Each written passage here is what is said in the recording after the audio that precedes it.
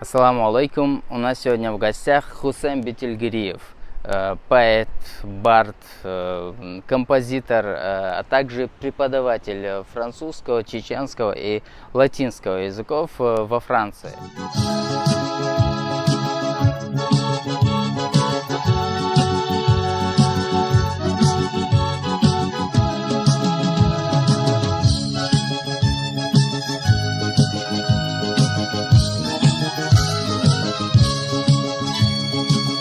Еще свет солнца не погас для нашего народа. Всегда нам был отцом Кавказ, а матерью свобода. И мы их верные сыны во все века в ответе. Хусейн, машул, ассаламу алейкум. Мы находимся во Франции, а именно в Ницце, на Лазурном берегу. Хусейн, расскажите о вашем творчестве. Давно ли вы живете во Франции? Я должен поблагодарить за приглашение на это мероприятие, на это интервью. И отвечая на заданный вопрос, я хотел бы вспомнить свое детство. Детство у меня прошло мартантя. И нужно сказать, что мое увлечение музыкой, поэзией, это идет аж с самого, даже дошкольного периода. Просто внутри меня всегда жила музыка. И музыка, и поэзия. Поэтому, вот говорят же, по наследственности всегда передается, генетический код еще говорят. И вот в этом плане у меня со стороны матери и со стороны отца вот такая наследственность. У меня дядя Нейнош великолепно играл на гитаре, такой изумительный имел голос, и так он замечательно пел, но он пел такие песни, которые обычно в быту, в компаниях, как исполнял на телевидении, этого у него, он не участвовал в этих делах. Да, душа компании. По матери у нас, по материнской линии фамилия Чапаев. И Чапаев Эльч, уже все его знали. Были у него ученики, которые учились игре на гитаре. Вот. А со стороны по отцовской линии, там у нас все Бетельгериевы, все буквально, они и поют, и играют на всех инструментах. То есть вот такой букет получился со стороны матери и со стороны отца. И итоги породили меня. Но я, поскольку у нас в народе по менталитету чеченскому, вот этому искусству не очень так располагали людей, я не хотел стать ни артистом, ни прочим. И я пошел в педагогику, то есть педагогическую деятельность выбрал. Это мне было ближе по духу, но это всегда сопровождалось влечением к поэзии и музыке. Когда педагог использует вот такие моменты, как для стимулирования занятий, поэзию, музыку, это дает большой эффект.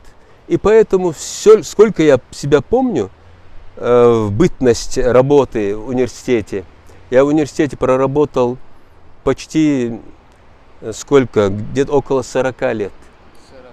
Да, и вот сначала на кафедре французского языка доцентом, потом на межфакультетской кафедре заведовал кафедрой. Вот. Также надо отметить, что я написал гимн университета. Вот этот текст этого гимна я сейчас хотел бы поделиться. Пожалуйста. Ага. Вот. Встает заря за синими горами, надеждой жив еще седой Кавказ, и в мирном храме вечными словами мы славим гимне дедовский наказ. Учение свет, дорога к счастью, к миру, стремящийся к наукам идеал, и наш поклон профессору, кумиру, чей труд известных гениев рождал. Для юных душ мы жаждем очищения, земным наукам преданы сердца, мы свято верим в силу просвещения, как верим мы в великого Творца. И не делясь на расы и народы, все испытания на себя приняв, мы поколение светлых дней свободы мечтаем жить опорой миру став. О храм науки, не гаси горения, восторг буди пред жизнью не тая, живи нохчи и умножай творение, и впитывай все краски бытия. Вот такой гимн. Этот гимн имел два варианта, и чеченский, и русский. Для нашей аудитории, чтобы умножить нашу аудиторию, я сегодня говорю на русском. Вот, у меня были передачи и на чеченском, поэтому, говоря о детстве, я хочу один момент осветить. Я очень сильно увлекался в детстве космосом, мечтал о других планетах, о жизни на этих планетах. И у меня соседи, всех я заразил детей своими этими рассказами, поскольку я прочитал много книг. Герберт Уэллс был такой писатель английский. Вот его все тома я прочитал, еще будучи в школе. И вот на почве этого, под влиянием вот этих космических фантазий, этих писателей, «Звездный человек», я помню книгу. И вот дети собирались, мы обычно вечером, и вот мы начинали, я им рассказывал о других планетах, о том, что космос населен столькими цивилизациями, и я прямо, они завороженно так слушали меня. И вот я написал тогда еще стихи такие. В детстве, да. Ну, где-то в школе, где-то в 9-8 классе, быть может, вот так. Вот эти стихи я хочу тоже, чтобы из этого прочитать. И вот земля, ты рождалась веками среди мертвых холодных планет, о жизни мечтала годами под ярким полетом комет. Рождались и реки, вены земли, и быстро несли свои воды, моря их глотали, и с неба дожди, так жизнь зарождалась те годы. Но солнце светило, не зная тогда, что землю оно перегрело, из недр земли выходила руда, все кипело вокруг и горело. Вулканы взрывались, горела трава, земля содрогалась, сжималась, чтоб людям земли шелестела листва, под ветром весенним качаясь. Рождение твое так бесценно для жизни, рожденной тобой, и ум, подчиняясь смиренно, тебя превозносит с собой.